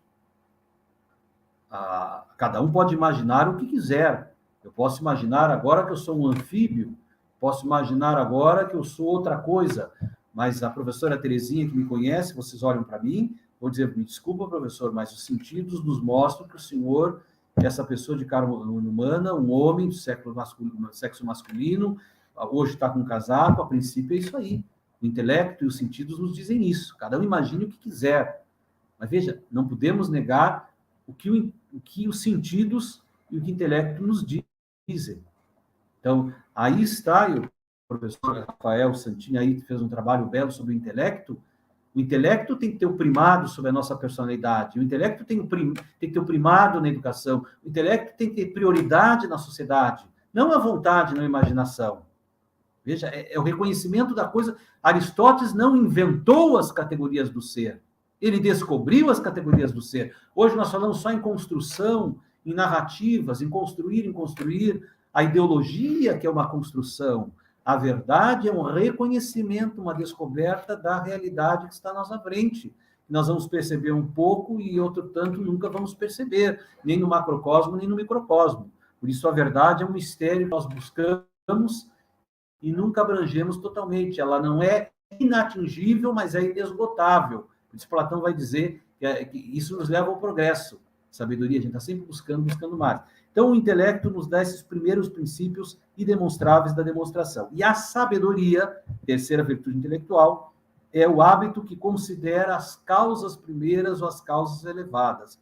Uma coisa é dizer, olha, eu quero ser feliz, portanto, eu preciso de prazer, eu preciso de uma profissão, eu preciso de amigos, eu preciso disso, mas daquilo. Sim, mas o que é a felicidade? E tanto é que você busca e nunca encontra. Porque, claro, ela é um bem único e superior, ela não pode ser igual a nós, nem inferior a nós. Por isso que Aristóteles e Santo Tomás vão dizer, olha, precisamos do prazer, das honras, disso e daquilo. Tudo bem, mas nenhum desses bens relativos nos realiza totalmente. Então, Aristóteles vai dizer, só a sabedoria mesmo, a compreensão da verdade, a contemplação da verdade, é que vai nos dar um prazer duradouro. E é possível neste mundo para alguns, diz Aristóteles. Está na Ética Nicômaco, livro 10º, hein? E é o Aristóteles que diz que isto nos assemelha a Deus. Ele diz deuses no plural e diz Deus no singular. A atividade mais excelente do homem é a contemplação da verdade. Depois, Santo Tomás vai além dessa eudaimonia, felicidade de Aristóteles, e vai falar de beatitude, que é a fruição divina. Então, neste mundo, nós buscamos a felicidade, podemos já experimentar um pouquinho, mas somente após esta vida com a fruição divina, vendo a Deus face a face como Ele é, que podemos ter a felicidade que não acaba. Então, a gente não procura mais, a gente tem aquela felicidade e não tem mais decepção. Por quê? Porque somente um bem único e superior a nós, que contém todas as perfeições e possibilidade de nos realizar, mais do que uma fazenda, do que muito dinheiro, do que muita maquiagem, do que isso, do que aquilo, é que poderá nos realizar plenamente. Muito bem. Então, aí as 3 virtudes intelectuais. Depois temos as virtudes morais, ou cardeais, ou práticas. Essas, então, são 4. A prudência, a temperança, a fortaleza e a justiça. Nós temos aí, entre as virtudes intelectuais e cardeais, algumas outras considerações de Aristóteles e Santo Tomás, como, por exemplo, a virtude da arte, né? A arte que é a reta razão de fazer as coisas. De certa forma, também é uma virtude intelectual. Existe até uma classificação de 5 virtudes intelectuais, especulativas e práticas, ou até 7. Até a opinião eles colocam como uma virtude. Mas não é o caso aqui de adentrarmos, porque Santo Tomás se concentra e admite só 3 intelectuais, como eu citei: ciência, intelecto e sabedoria. Passemos agora, então, para as virtudes morais, cardeais ou práticas. São elas a prudência, a temperança, a fortaleza e justiça. Vou dizer até apenas uma linha de cada uma. A prudência, que é a recta ratio ad bilio, a reta razão no agir. Agir com retidão. Praticar consultando a inteligência, consultando o intelecto sempre. E vejam que esta prudência, essa frônesis, ela tem um pé na virtude intelectual e, ao mesmo tempo, uma virtude prática, como aqui já foi dito, tá? Há várias espécies de prudência, né? Uma coisa é a prudência do político, outra coisa é a prudência do pai de família, outra coisa é a prudência do filho, e etc. Né? Todos têm direitos e todos têm deveres. Uma coisa errada hoje é se falar só dos direitos da criança, direitos do jovem, e esquecer dos deveres. Todos temos deveres, né? É falso essa ideia de não ensinar também. Todos temos que aprender, por isso, ensinar. Uma criança, se não aprende através do ensino, nunca saberá também fazer as coisas, né? Por isso que o diálogo é uma coisa que vem ao lado do ensino. Hoje, às vezes, vamos dialogar com a criança. A criança temos que, sobretudo, ensinar. Eu tenho um filho, por exemplo, se eu fosse dialogar com ele aos 4, 5 anos, o que tu quer comer? Quer comer isso ou aquilo? Eu vejo isso, às vezes, num buffet aí, num restaurante, é horrível. A criança diz, não quer. Quer dizer, o pai e a mãe têm que ensinar. Dizer, meu filho, vai comer feijãozinho, arroz, verduras e tal. Ele cria o hábito e assim depois, claro, ele vai ter suas preferências, mas você tem que ensinar, né? Ensinar. Você não sabe, eu vou ensinar, transmitir. Esse é o exercício da autoridade. A palavra autoridade vem de auctor, né? Eu tenho algo a oferecer, a aumentar na vida desse, uma função que eu tenho como professor, como governante e como pai de família. O problema é que, às vezes, quando falta autoridade, quando eu não sei, não tenho algo a oferecer, a melhor ideia aqui para nós entendermos essa condução é do navio. Quem é que pode dirigir o navio? Quem é que pode governar o navio? Daí vem a ideia de governo. É aquele que sabe pilotar o navio, né? Agora, ele tem que ter o poder, ele tem que ter o apoio dos tripulantes que o elejam para isso. Mas não adianta ele ter o apoio dos tripulantes, a maioria querer aquilo, e ele não, o escolhido pela maioria não sabe dirigir o navio. Por isso que... Então, a outra virtude é a temperança. O que é a temperança? O modo devido de se inclinar aos prazeres do tato. A outra virtude é a fortaleza, comportar-se bem diante dos perigos da morte. A fortaleza, a coragem, a virtude dos mártires, né? Nesses tempos difíceis, nós temos que colocar a coragem ao lado da... Professor, com licença, Rafael. Tem um ruído no fundo da transmissão. Eu não sei se você está manuseando alguma coisa. O microfone está pegando. Ser. Obrigado, professor. Pode ser, desculpe. Sim. Tá, não, ótimo. A fortaleza ou a coragem é uma virtude que nos fascina e às vezes a gente diz, mas eu estou sendo medroso. Não, mas há que cuidar. Principalmente nos tempos que nós vivemos, eu não vou entrar em detalhes agora, nós temos que medir bem quando é que eu devo dizer, devo me intrometer, e quando é que eu devo calar, ser prudente. Nós não podemos assim... Agora, claro, há momentos que nós temos que entregar a própria vida a princípios que nós não podemos negar, né? Temos o exemplo aí dos mártires, né? Em todas as épocas, mas também no início do cristianismo, às vezes o pessoal não sabe disso, né? Que os grandes filósofos foram martirizados, foram condenados à morte. Nós achamos que quando alguém é condenado, a imprensa cai em cima. Não, olha, Sócrates foi condenado à morte. Nosso Senhor Jesus Cristo condenado à morte, seus apóstolos todos também, o grande, as centenas, milhares de mártires no início do cristianismo. Então, há momentos que a gente não poderá escapar da morte, mas a gente tem que ser prudente, né, em tempos difíceis, de fazer aquilo que podemos fazer e talvez ver a melhor estratégia de ajudarmos aos outros ao bem comum. Então, há que imbricar fortaleza com prudência. Então, a outra virtude é a justiça. Prudência, temperança, fortaleza, e agora a justiça. O que é a justiça? É a vontade constante e perpétua de dar a cada um o seu direito. A justiça é a vontade constante e perpétua de dar a cada um o seu direito. E São Tomás retira de Platão, de Cícero, de Aristóteles, vai falar da justiça distributiva e da justiça comutativa. A justiça é a base da sociedade, do bem comum, né? Nós suportamos tudo, mas nós não suportamos uma injustiça contra nós, né? Isso é doloroso. Alguém pode dizer na nossa cara, olha, eu não concordo contigo. Eu acho que as tuas ideias e as tuas ações não são boas para o bem comum. Mas alguém dizer algo que nós não fizemos, sabe? Ou nos atribuir um rótulo para estragar a nossa reputação, invalidar o nosso argumento, atribuir um rótulo, né? Hoje, depois da Revolução Francesa, existem rótulos que não existiam na época de Santo Tomás, muito carregados, muito problemáticos, né? Sem nenhuma precisão conceitual, né? Mesmo direita, esquerda, extrema-direita, extrema-esquerda. Olha, isso é ofensivo e tem que cuidar, porque você pega a mesma pessoa, o mesmo fato, e fica difícil dizer realmente... Aí tem que ter precisão conceitual e honestidade intelectual. É uma questão de números, né, gente? Se nós vamos falar de um fato, de um problema, peguem o Brasil, peguem a França, peguem a Inglaterra, peguem a nossa irmã Argentina aqui do lado, peguem o número da população, peguem as condições de recursos, o número de mortos, o número disso, o número daquilo. Sejam coerentes, né? A gente tem que, no mínimo, uma precisão conceitual que começa, em primeiro lugar, pela matemática, independente de se poder fazer a crítica e dizer concordo ou discordo. Então, a virtude passa aí por essa reta razão, inclusive a justiça. E, por último, as virtudes teologais ou infusas, fé, esperança e caridade, onde precisamos do auxílio, da graça de Deus, né? Então, a fé é substância das coisas que se devem esperar e prova do que não se vê.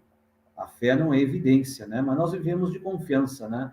Eu não conheço totalmente a pessoa que está do meu lado, que eu amo, mas eu acredito nela, eu confio nela. Se a confiança em Deus também, nós confiamos. Claro, temos provas, testemunhos pela própria natureza. Quem é que explica o milagre da natureza?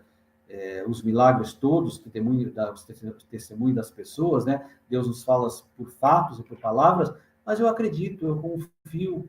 Às vezes as pessoas dizem, mas eu não acredito em Deus ou nem em Jesus Cristo, mas acredito em qualquer outra coisa, qualquer outro mito, né? Então esquece que, enfim. A esperança é a felicidade perfeita. Mesmo agora, é a felicidade do céu, né? Ter essa esperança, não só de ganhar um carro, comprar um carro, uma casa, ter uma profissão, ter isso, aquilo, mas a esperança que não morre nem depois da morte. A esperança de vida eterna. Nós não sabemos quanto tempo vamos viver, né? Por isso que a morte ainda é o que reúne mais gente. Nem todos vão a determinado casamento, mas no velório, enterro, aparentada a família sim.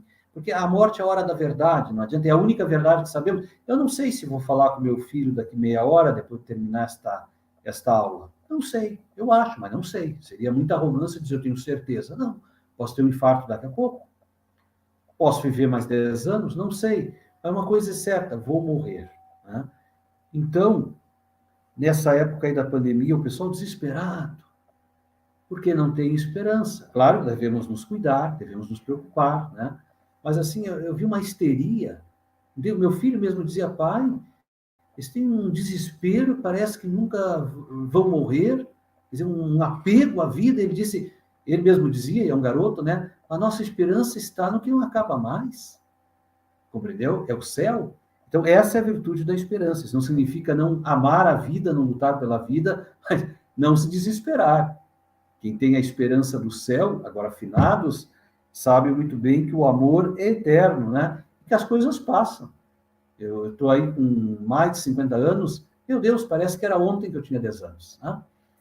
A caridade é a amizade da intimidade com Deus. Então, a caridade aqui é amor, sim, amor natural, mas é mais do que isso.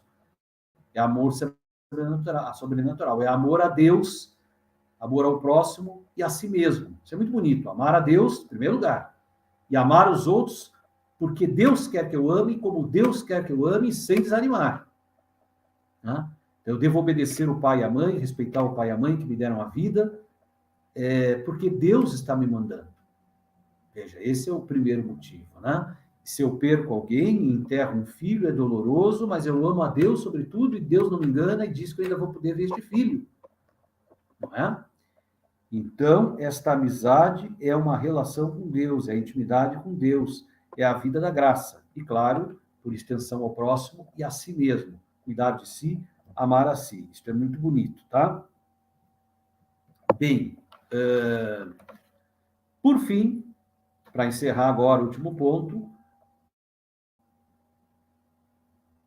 nós teríamos as virtudes sociais, muitas delas, entre as 50, eu vou dizer uma, por exemplo, a eutrapolia, né? Que é a virtude, se eu não me engano agora é esse nome, a virtude em relação ao jogo, né? Eutrapelia. São Tomás pensou em tudo, né? Então, por exemplo, jogar cartas. Se alguém é viciado, fica manhã, tarde, noite jogando, não atende nem a família, porque só joga e perde todo o seu dinheiro em jogo, viciado. A jogatina, isso é terrível. É preciso controlar isso, equilibrar isso. Então, a eutrapelia é uma medida proporcional, eu, algumas horas da semana, jogar, me divertir, mas saber colocar as coisas no seu devido lugar, né? Bem, encerro, então, falando sobre a democracia, vamos dizer isso em poucos minutos. Santo Tomás trata das formas de governo em algumas de suas obras.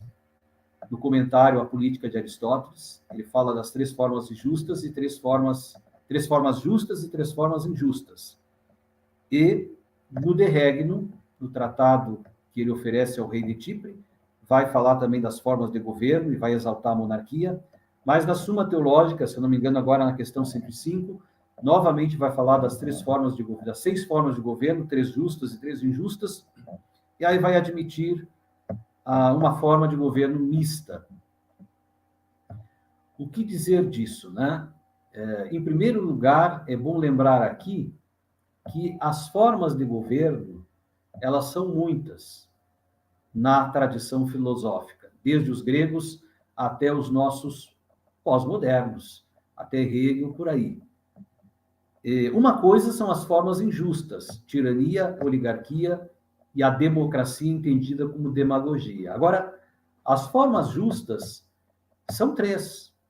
E a própria monarquia, que é o governo de um só, visando o bem comum, é uma forma justa. O pessoal hoje entende a monarquia como a pior forma de governo, ou necessariamente como tirania. Não, tirania é a forma deturpada da monarquia. Há muitos países que o regime é monárquico e os países vão muito bem, obrigado, melhores do que muitas democracias. Então, na tradição filosófica, existem 3 formas justas de governo que visam o bem comum. Qual seja, monarquia, aristocracia, governo dos melhores, dos ótimos, né, que visa o bem comum, e a república, onde se considera a res, a plebe, a coisa pública, de diversas formas, né? Então, são essas 3 formas. A gente não pode esquecer disso, né? Claro, nós defendemos a democracia, eu defendo a democracia, defendemos a democracia, em certo sentido, mas é bom, com a tradição filosófica, considerar essas 3 possibilidades. Outra coisa é a oligarquia, o governo dos ricos apenas, que é uma deturpação da aristocracia, a tirania, uma deturpação da monarquia, e a democracia, mais como demagogia, mas, de certa forma, esta bagunça na democracia que muitas vezes se vive, ela é uma negação da verdadeira república que visa o bem comum.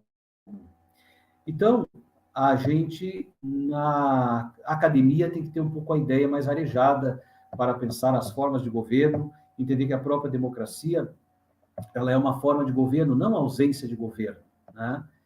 E perceber quem é que está impedindo de as pessoas poderem se expressar. É isso aí, né? Às vezes dizemos, é esse, mas justamente é o outro. E a democracia, a Aristóteles vai falar de 6 tipos de democracia. A democracia, ela pode ser uma forma de governo, mas a democracia não pode ser o fundamento para tudo no governo. E eu provo. Imaginem também se nós fôssemos agora pintar uma sala de aula, perguntar aos alunos que cor que vocês querem que pinte essa sala de aula. Eu tenho 50 alunos na sala, né? Imaginem que a metade mais 26 ou 28 alunos, ou 30 alunos, dissessem, professor, do vermelho bem forte. E agora, então, eu, como diretor, professor, vou pintar esta sala de vermelho bem forte. Seria um absurdo.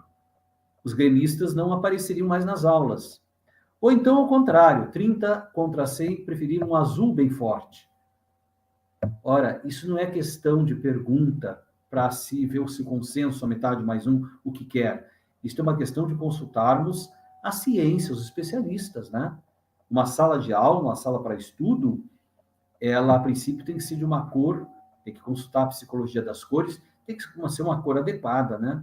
Não uma cor escura, nem uma cor forte, berrante, agressiva, mas uma areia, um verdezinho claro, um gelo, enfim, uma cor que o aluno fique ali mais de uma hora e não se sinta oprimido, que aquele ambiente facilite o seu estudo, né? Então, a democracia é uma forma de governo, tudo que nós pudermos perguntar para os alunos, para os filhos, para os cidadãos, consulta, eleição, devemos fazer, claro, mas há coisas em que o bom senso, o intelecto, a sabedoria, a ciência, a própria natureza é que devem ser ouvidas, né? Devem ser ouvidas. E Santo Tomás vai por aí. Então, embora Santo Tomás admita no De Regno que a monarquia seja a melhor forma para garantir a unidade e a consecução do bem comum, ele, contudo, e aí ele usa a metáfora do governo a partir de um navio, né? Quem é que tem que conduzir um navio? Aquele que sabe dirigir o navio. Então, o governante é aquele que conduz a todos para o fim devido. A autoridade vem por aí. Não pode ser qualquer um, né? Mas ele, na Suma Teológica, ele admite a forma mista de governo, que é uma mistura da monarquia, tem um que presida, né? Que é uma unidade, estabilidade, continuidade, a aristocracia, peritos, pessoas capazes para auxiliar, não é só porque quer ser eleito, mas tem que demonstrar competência, sabedoria, e ouvir-se a maioria e fazer as eleições na medida em que é importante, né, ter a representação de todos, da multidão, como ele diz. Então, está lá a palavra também, democracia, em Santo Tomás. E eu termino dizendo que Santo Tomás faz uma distinção de que o fim da sociedade humana é a vida virtuosa. As formigas têm uma associação animal, que não é a vida virtuosa. É só uma luta instintiva para sobrevivência e conservação. Os seres humanos, mais do que o viver ou a sobrevivência, eles querem viver bem, que entram aí os elementos do bem comum. E isso só é possível através de uma vida segundo a razão. Para isso eles têm a razão, para se organizar na sociedade. Por isso a passagem da família para a aldeia e a polis, civitas ou regnum, né, na Idade Média. Então, viver bem é viver segundo a razão.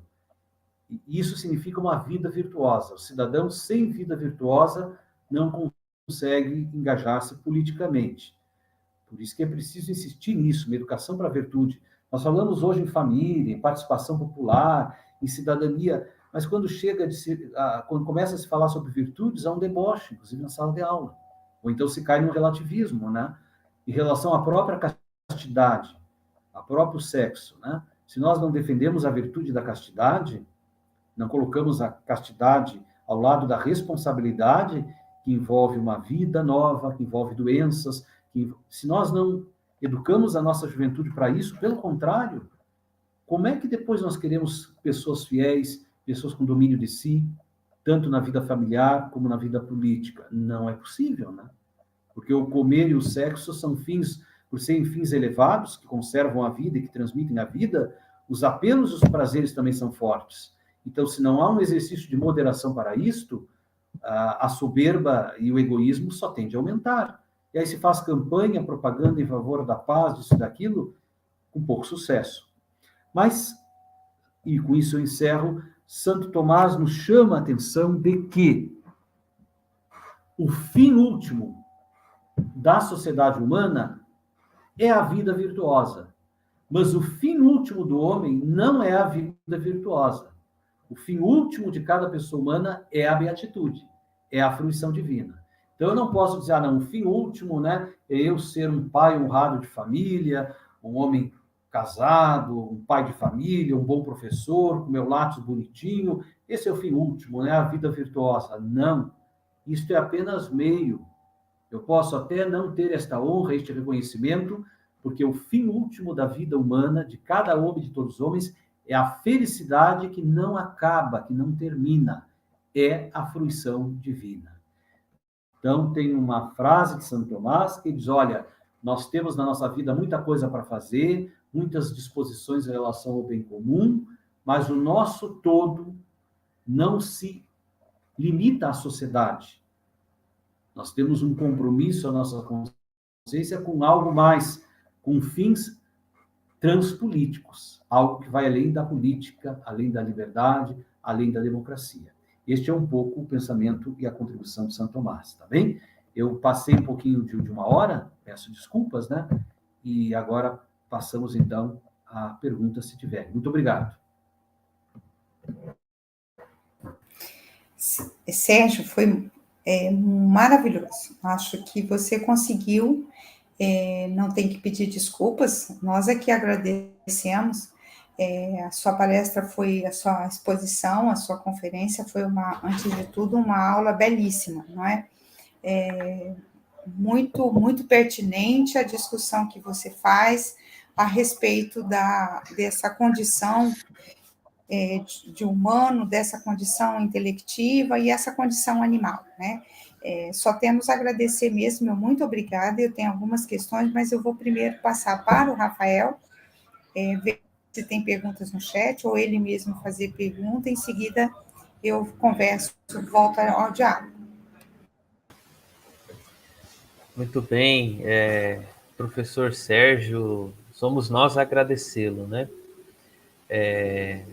Foi realmente uma aula sobre Tomás de Aquino, uma aula acessível, né? Que uma das grandes dificuldades para quem lê Tomás de Aquino, para quem estuda Tomás de Aquino, é se apropriar do seu pensamento, das suas lições, etc., né? Então, quando a gente tem alguém que consegue fazer isso com maestria, de maneira didática, etc., a gente fica muito feliz, né? Eu participei de uma banca recentemente em que a própria a candidata, né, e ela admitia ter medo de encarar o Tomás de Aquino, medo porque é realmente um autor difícil de encarar, né? Mas que bom que a gente tem professores como o senhor que nos ajudam e pavimentam um caminho para a compreensão dos textos do Tomás de Aquino. No chat do YouTube nós não temos nenhuma pergunta, nós temos alguns comentários, né? Sobre a questão do corpo e da alma em unidade, sobre um comentário da professora Terezinha sobre a questão do sistema, né? Mas depois ela pode falar um pouco mais também sobre isso. Então nós não temos perguntas do chat, mas eu pessoalmente tenho uma pergunta a fazer ao senhor, né? Que é a seguinte: quando a gente, né, discute, pensa sobre a questão da ética em Tomás de Aquino, ou mesmo sobre a questão do intelecto, né? A gente sempre tem vários conceitos que são mobilizados ali, né? Mas um em especial chama atenção e costuma despertar certa curiosidade, né? E também certa dúvida sobre o seu significado, que é o conceito de bem, né? Na quarta-feira mesmo, durante a palestra, a gente discutiu um pouco sobre essa ideia do bem, né? E a gente consegue verificar na obra do Tomás de Aquino que há uma ideia de bem universal, digamos assim, um bem com B maiúsculo, né? Que seria o próprio Deus, e você tem o bem relativo, digamos, né? E aí, não é difícil para aqueles que não têm experiência na leitura do Tomás de Aquino considerar que este bem menor, digamos assim, né, ele pode ser conceituado ou considerado numa perspectiva relativista, né? Então, assim, o bem é o que eu estabeleço como um bem, né? E aí, para cada cabeça equivale um bem, né? E a gente sabe que pode não ser pode não ser desse jeito. Na verdade, não é desse jeito, né? De modo que eu queria que você falasse um pouco mais, professor Sérgio, sobre a noção de bem em Tomás de Aquino, justamente para que a gente evite cair nesta ideia do bem numa perspectiva relativista, que a gente sabe que não existe em Tomás de Aquino, né? Então eu queria que você, se possível, falasse um pouco mais, porque até a discussão a respeito da ética, né, também considera este conceito do bem como fundamental. Para entender a ética em Tomás de Aquino, é importante que a gente entenda o que se considera como bem, né? Essa é uma pergunta. A outra pergunta, e talvez esteja ligada a isso, né, é sobre a questão da lei, né? A noção de lei em Tomás de Aquino e a relação que a gente pode estabelecer entre essa noção de lei, né, e a noção de ética, né, na obra do Tomás de Aquino. Se é possível a gente estabelecer alguma relação nesse sentido, e que tipo de relação a gente pode verificar na obra do Tomás sobre lei e ética. Nós temos uma pergunta agora que apareceu no chat, professor. Se você quiser, eu passo todas e você responde. Ou Pode você ser. prefere responder já? Pode ser? É uma pergunta da professora Solange, Conceição Solange. Ela diz o seguinte: professor Sérgio, obrigada pela sua brilhante exposição. Pergunta: qual é a importância do conhecimento abstrato para a atualização do intelecto, de acordo com Tomás de Aquino? Essa é a pergunta da Solange. Da professora Solange. Bem, então vamos ver. Santo Tomás retoma a definição de bem. Bem é aquilo para o qual todas as coisas tendem. Bem é aquilo para o qual todas as coisas tendem. Mais ou menos está assim no grego e mais ou menos está assim no latim. Ou seja, agora estou com sede, tem um bem ali e quero tomar água, e olho aqui para minha caneca, está ali com água potável, né? Então, bem é aquilo para o qual todas as coisas tendem. Eu agora entendo que este copo de água é um bem para mim. Então, essa é uma definição clássica, assim, tranquila, porque tanto Aristóteles como Santo Tomás e todo filósofo, ele faz a pergunta e vai com tranquilidade ver o que é isto, né? Não é tentar responder, sair da opinião, as opiniões são importantes, né? Mas a busca da sabedoria está aonde for possível, vamos sair da opinião. Então, temos que definir o que é bem. É só o que eu acho, mas o que é? E eles chegam a esta conclusão que eu acho que a gente consegue aceitar também, todos nós, né? Bem é aquilo para o qual todas as coisas tendem. Muito bem. Agora, cada um percebe este ou aquele bem. Para mim é bom isto, para ele não é bom isto, mas é bom aquilo. Então nós entramos na aporia sobre o que é bem, o que é bom, e Aristóteles já nos diz muito nisso, né? E eu acho que para responder aqui, concluir, nós vamos ficar entre os bens aparentes e o bem em si. Os bens aparentes estão aí, nós podemos toda hora nos enganar. eu achar que tal remédio é bom para mim, e não é, estou enganado. As minhas avós ficaram, eu cito esse exemplo, as minhas avós morreram com vontade de tomar uma taça de vinho, lá nos anos 80, início da década de 80, porque elas eram cardiopatas, as duas.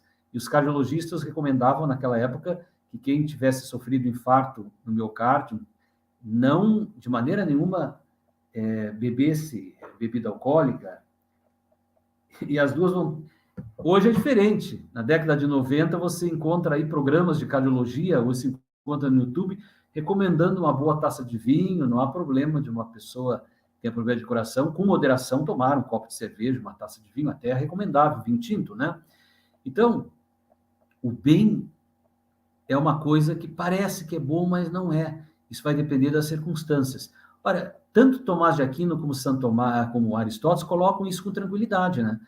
E esse é o segredo da vida. Nós vamos viver numa luta entre os bens aparentes e buscar o bem verdadeiro. Por isso que tem que procurar pesquisar, avaliar o que está acontecendo com a gente, para que a gente não fique no bem aparente. Evidentemente que o bem, enquanto Deus, a fonte, a origem do bem, é o bem verdadeiro, né? Mas o próprio Santo Tomás disse, se nós víssemos a Deus, ou o caminho seguro para Deus, nós nem sequer optaríamos, aquilo é automático, mas justamente porque Deus não é evidente para nós, Santo Tomás admite isso. Nós conhecemos a Deus, acreditamos a Deus pelos seus efeitos, mas Deus não é evidente para nós. Ele, no final da vida, é que vai ter um momento lá de graça, né? E ele tem um momento de luz lá, parece que ele viu a Deus, e é o relato ali, e até ele diz, tudo que eu escrevi é porcaria, né? E Deus disse, não, Tomás, escrevi esse belo sobre mim, e até ele resolveu nem escrever mais, né? Mas, enfim, nós não vemos a Deus claramente, nós não conhecemos a essência de Deus, nós acreditamos. Então, Santo Tomás diz, olha, os bens, a busca do bem verdadeiro, dos bens verdadeiros, se dá no meio das aparências, né? Até como educar um filho, olha, eu acho que é assim que eu devo educar, mas eu posso estar um pouco enganado. Então, nós vivemos, o segredo da vida um pouco está nessa luta, né? Entre os bens aparentes e o bem verdadeiro que devemos buscar, seja qual for o assunto, né? Eu devo buscar a comida que realmente me faça bem, mas às vezes eu posso me enganar ou ficar naquela comida que aparentemente é mais agradável. Então, isso é uma aporia. A questão de entender os bens, mesmo de Santo Tomás e Aristóteles, é uma aporia que não é fácil de resolver, mas ele tem sim essa definição, né? E você colocou bem. Eu tenho um aluno que está trabalhando bem em si e bem comum em Tomás de Aquino. Trabalhou no mestrado e agora foi como você fez. E vai pegar o mesmo tema para continuar no doutorado. E a outra questão, lei e ética. Lei é uma ordenação. A Santo Tomás divide a lei em lei eterna, natural e lei humana, né? A lei divina. Então, 4 tipos de leis aí, depende da classificação. Bom, a lei eterna, né? Está aí a lei que nós não decidimos, não conhecemos. Estamos apavorados com alguns vulcões largando fogo, né? Mas eu acho que a culpa dos vulcões não é do efeito estufa. Dessa vez não somos nós, que é uma coisa da natureza. Uma terra às vezes se mexe, é dela. Então, as leis naturais, né? As leis eternas. Leis naturais, aí é uma participação na lei eterna. Quer dizer, eu percebo algo que é eterno, um movimento no meu corpo, o movimento das coisas, e quando de lei natural, que é uma participação da razão na lei eterna. Então, lei eterna, lei natural, que não dá para negar. Lei eterna está aí, existiu antes de mim, vai continuar depois de mim, e as leis naturais também. Eu posso discordar, não queria que fosse assim a natureza, mas é. Né? E a lei positiva, seja ela humana ou divina. Então, a lei divina seria os mandamentos, né, de Moisés, etc. E a lei humana, aquela lei que nós fazemos na Constituição. E em relação à essência da lei humana, Santo Tomás tem essa definição: lei é uma ordenação da razão que visa o bem comum, elaborada e promulgada pelos responsáveis da comunidade. O latim está per cui curat communitatis, né? Então, é interessante essa definição. Lei é uma ordenação da razão. Não pode ser paixão de um grupo, de um príncipe. Vejam quando inventaram aquela lei de primeiros socorros, em 1993, para os nossos carros, né? Aquilo caiu em 2 meses, porque era perigoso até uma pessoa como o professor Sérgio utilizar aquilo, né? Com tesourinha e coisa ali. Então, a lei ela tem que ter razoabilidade. Então, ordenação da razão. A lei tem que visar o bem comum. Eu não posso aqui no condomínio, nós somos 8 apartamentos, né? Porque 7 apartamentos querem abolir o silêncio das quartas-feiras da noite, então a maioria decidiu, vamos abolir o silêncio das 10 às 7 da manhã. Não se pode. Isso vai contra o bem comum, né? Todos têm direito a um certo silêncio da madrugada. Então, a lei tem que visar o bem comum, ainda que ela tenha que considerar particulares. E elaborada e promulgada. Agora, este é um conceito muito importante e esse conceito se relaciona, sim, com a moral. A lei não deve estar contra a moral, mas tem que ser algo possível. Por isso a insistência da promulgação, né? Nós temos que propor leis possíveis que vão orientar e proibir. Ela é pedagógica, a lei. Em Santo Tomás, a lei, em primeiro lugar, é pedagógica, né? E, lamentavelmente, ele disse, alguns não seguem o conselho da avó e da professora, vão ter que se orientar pela lei. E se não seguirem a lei, vão ter que sofrer a punição, né? É lamentável, mas isso vai acontecer. Então, ele tem uma ideia da lei como pedagogia, mas ela não deve ser algo impossível aos cidadãos, né? Então, tem que ser uma lei com razoabilidade, segundo a natureza própria, né? E também, assim, é interessante São Tomás admitir uma certa diversidade. Você não pode pedir para todo mundo o que você pede para alguns.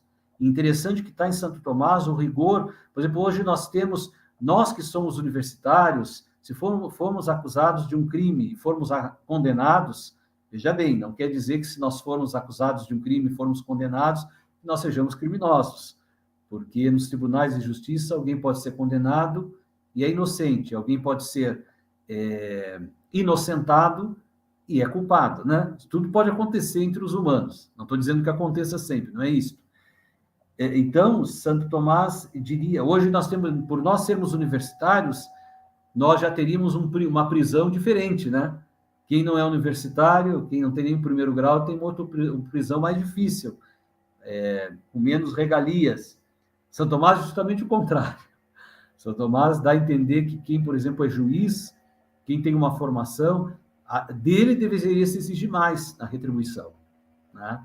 Quem menos recebeu, menos deve se exigir. Quer dizer, um semi-analfabeto ou uma pessoa com pouca instrução tem mais desculpa, por isso a pena para ela deveria ser mais amena do que o doutor, né?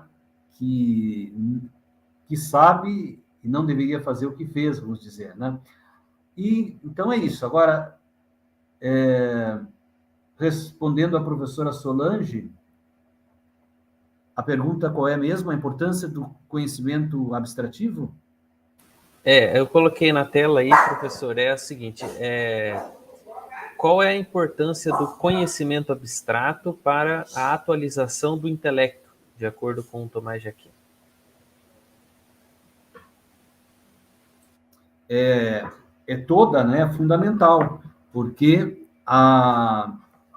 o conhecimento abstrato é o que atualiza, é o que nos permite dizer eu sei a coisa, né? Por exemplo, vamos pegar a matemática. Uma criança pequena, ela vê 2 laranjas, mais 2 laranjas, né? Não entende muito isso, daqui a pouco a avó está ali com ela, né? Imagina, Terezinha, nós com os nossos netos, tomara que tenhamos e muitos, né? O pessoal hoje é contra a natalidade, não quer ter filho ou só um filho. Não. Olha, eu vou te dizer os meus... nem vou falar aqui porque... Mas é o seguinte, agora quando a gente pega o netos, olha aqui, 2 laranjas, mais 2 laranjas, olha aqui, ó, 1, 2, 1, 2, agora 1, 2, 3, 4. Quando a criança fecha os olhinhos e consegue entender essa expressão 2 mais 2 é 4, 2 vezes 2 é 4, nesse momento, na cabecinha dela, não tem as laranjas nem as bolinhas, né? Como também se eu vejo lá um montão de elefantes, quando eu consigo fechar os olhos e distinguir um elefante de uma baleia, eu tenho aqui uma separação, abstrair, uma separação, uma representação da realidade, das condições materiais. Isto é conhecimento, é a ideia, o conceito, porque é com isto que eu vou conseguir fazer ciência, né? Então, o conceito de homem, aí um juízo, todo homem é mortal. Então, primeiro o conceito, uma ideia. A de 2 ideias do conceito com verbo de ligação, um juízo. Todo homem é mortal. Rafael é homem. Logo, Rafael é mortal. Então, assim, com conceito, com a segunda operação, o juízo, com a terceira operação, o raciocínio, o silogismo, é assim que nós fazemos ciência. Então, o conhecimento abstrativo ele é fundamental para nós termos conhecimento das coisas e poder identificar as coisas, né? Porque se uma criança não fizesse o conhecimento abstrativo de colocar na sua mente, que é imaterial, que é só ideia, porque o pensamento é espiritual, o pensamento é imaterial. Quem é contra o espírito deve, então, duvidar do seu pensamento, porque eu não tenho os elefantes aqui dentro, né? Então, quando a criança consegue, de noite, sonhar com a galinha que ela viu lá no sítio da vovó, ou numa figurinha, ela tem a ideia, o conceito de galinha, e com isso é que ela vai depois distinguir, e dizer, é uma galinha, e não é um gato, né? Então, isso é fundamental. E aí o silogismo pode ser verdadeiro ou falso. Eu dei aqui o exemplo de um silogismo verdadeiro e muito fácil, né? Todos os homens são mortais, Rafael é homem, logo Rafael é mortal. Agora, por exemplo, todos os homens são loiros. Rafael é loiro, logo Rafael é homem. É uma falácia, porque nem todos os homens são loiros, né? Claro, um exemplo fácil de a gente perceber que é um silogismo falso. Mas vocês vejam a gente num debate sério sobre política, sobre cidadania, sobre democracia, e a gente não presta atenção nas premissas que são colocadas e engolimos gato por lebre. Mesmo agora em relação à pandemia. Vocês me desculpem. Podem ter a opinião que quiserem, certamente os governantes erram, né? Mas a gente não pode fazer injustiça. Por isso que até em termos de número, é o mínimo de honestidade intelectual. É pegar os países com o número de habitantes, compreende? É o mínimo. Pode fazer a crítica, dizer, esse aqui agiu muito mal, aquele ali agiu um pouco melhor, mas números são números, né? Porque isso é uma realidade concreta que está aí, e depois pensar, então, com isso nós trabalhamos, tá? Mas, claro, o conhecimento abstrativo é fundamental para a atualização do intelecto, né? Inclusive, ato é realizar, ato é a potência é a capacidade, o ato é quando eu realizo, né? Eu posso comer. Quando eu como, então, eu realizei a possibilidade, né? Isso é sempre ato e potência, ato e potência. Agora, é muito importante saber que eu só posso porque, de certa forma, isso já é ato. Se eu posso fazer aquilo, quer dizer, se eu posso ser avô, é porque eu sou pai, mas posso ser avô. Sou pai em ato e sou avô em potência.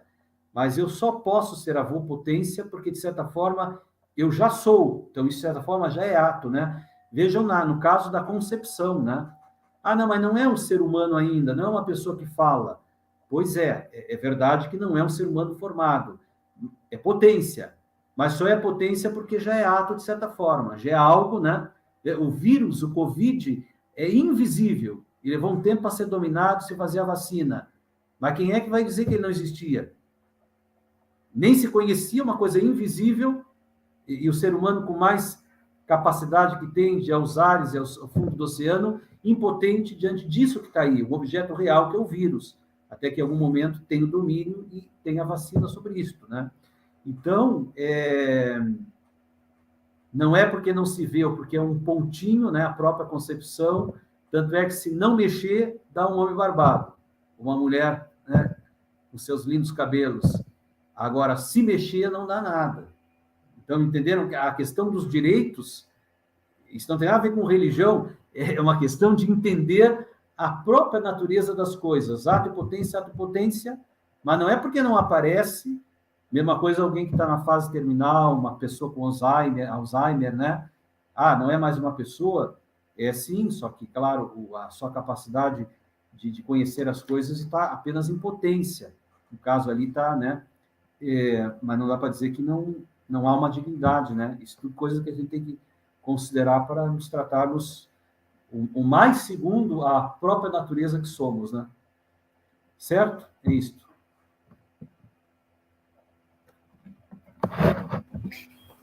Sérgio, só está adiantado da hora, não é? Mas só observar uma questão que eu acho que é muito importante, não é? Quando você traz a questão da liberdade com autoridade, né, só para nós pensarmos, porque essa questão é uma questão também importante para o Tomás de Aquino, né, ainda que ele, quando ele vai debater o livre-arbítrio e o papel que nós todos temos nessa escolha. Você até trouxe o exemplo depois do marinheiro, não é? Mas é fundamental, do meu ponto de vista, e é um dos conceitos-chave do próprio núcleo, não é? É nós entendermos, principalmente na contemporaneidade, que a liberdade é exatamente também poder ser refreada, né? Poder ser cerceada. Porque nessa ausência do cerceamento, você tem o mal prevalecendo, não é? Porque isso que você disse também deu exemplo, se todos decidirem que eu vou pintar a sala de vermelho, não é? E democraticamente, e eu pinto a sala de vermelho. Então, a liberdade, ela também passa, do meu ponto de vista, por este cerceamento, que ele é absolutamente necessário, e você bem o coloca, e ele também é um campo, a liberdade também é um campo muito importante nas virtudes, não, Sérgio? Para pensarmos as virtudes sociais, não é? E as virtudes cardeais teologais, porque efetivamente, se eu não tenho o cerceamento dessa liberdade nos meus atos, e gostei muito desse exemplo que você deu agora, potência, ato, potência, achei muito, muito importante, não é? Essa discussão, até na constituição das virtudes, ela também é muito importante que haja um limite dessa liberdade, não é? Eu não sei se eu fui clara, mas a ideia que eu estou colocando é tudo em demasia, né? Que você tenha a liberdade de praticar, por exemplo, uma pessoa que respeita em demasia, ela se anula. Claro. Porque ela não tem a vontade dela manifesta, né? Só pegando uma virtude a título de exemplo, não é? Então, essa ideia da liberdade, ela não está só nos atos, só na convivência social, ela está também na condição sua singular de sujeito e nos seus atos. Você mesmo é que controla. E aí, nesse sentido, há um livre-arbítrio, efetivamente, não é? Claro. Exatamente, né? Então, a liberdade, às vezes, é fazer... por exemplo, né? Mas eu quero dirigir com liberdade, por isso, em nome da liberdade, eu não vou utilizar o cinto de segurança. Não. O melhor é eu, mesmo contrariar a minha vontade, não gosto do cinto, mas eu vou agora reprimir a minha vontade, o meu desejo, vou usar o cinto, isso que vai me dar mais liberdade, porque... Sim. Normalmente, o cinto nos protege bastante em pequenos, médios e grandes acidentes, né? O cinto está comprovado, assim, que é importante. A utilização de máscara também, etc. Ah, não, mas eu quero... Não, é melhor aqui... gostaria de não utilizar, mas é melhor aqui, eu vou estar num ambiente com outras pessoas, etc. Então, a liberdade aqui é proteger a mim e proteger aos outros. Eu ganho, né? Então, eu tenho uma ideia de que a liberdade agora é tomar 5 garrafas de vinhos. 5 garrafas de vinho. Não, a liberdade agora é tomar 2 taças. Eu vou ficar com vontade de tomar 5 garrafas, porque eu vi que é muito bom.